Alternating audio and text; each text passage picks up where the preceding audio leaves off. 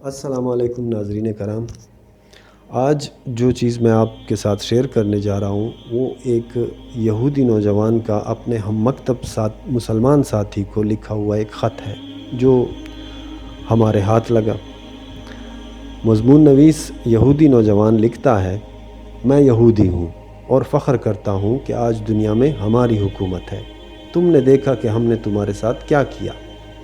ہم تمہاری سڑکوں پہ پھرے تو ہمیں تمہارا حال پسند نہیں آیا، تو ہم نے پتہ ہے کیا کیا، بہت آسانی سے تمہاری لڑکیوں کے سروں سے حجاب اتروا دیا، دوسرے طریقوں سے قرآن بھی بھلوا دیا، توبہ نعوذ باللہ۔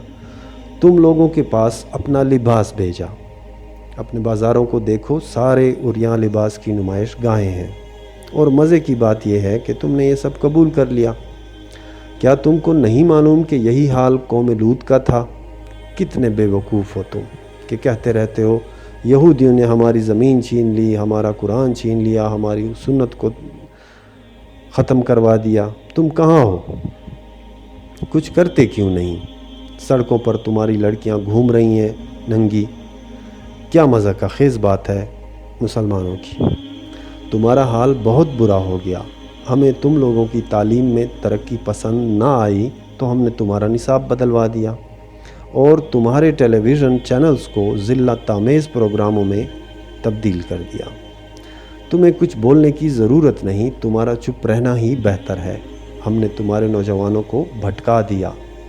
ایک دور تھا کہ تم ایک پاکیزہ امت تھے، آج تم ذلت کی پستیوں میں اتر گئے ہو۔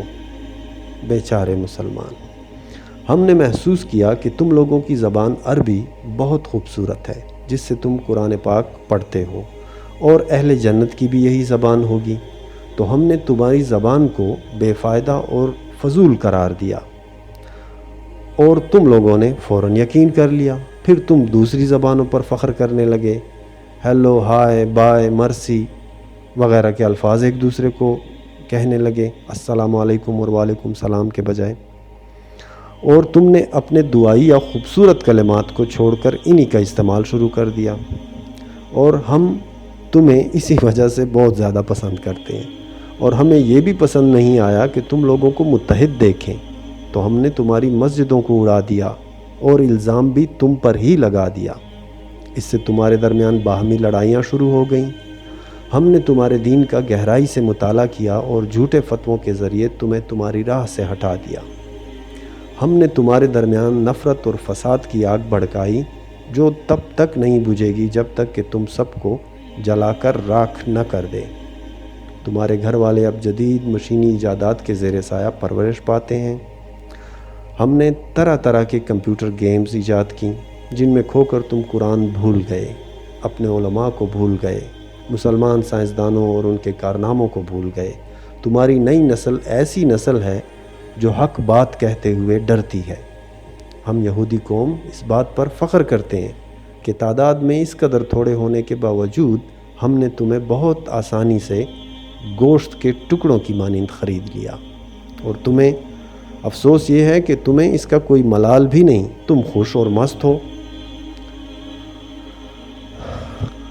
یہ ایک یہودی اسکالر کا لکھا ہوا خط ہے جو ایک ہمارے مسلمان بھائی کو بھیجا گیا تھا۔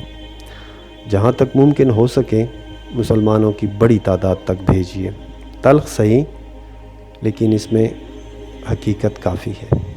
والسلام، اپنا ڈھیر سارا خیال رکھیے گا۔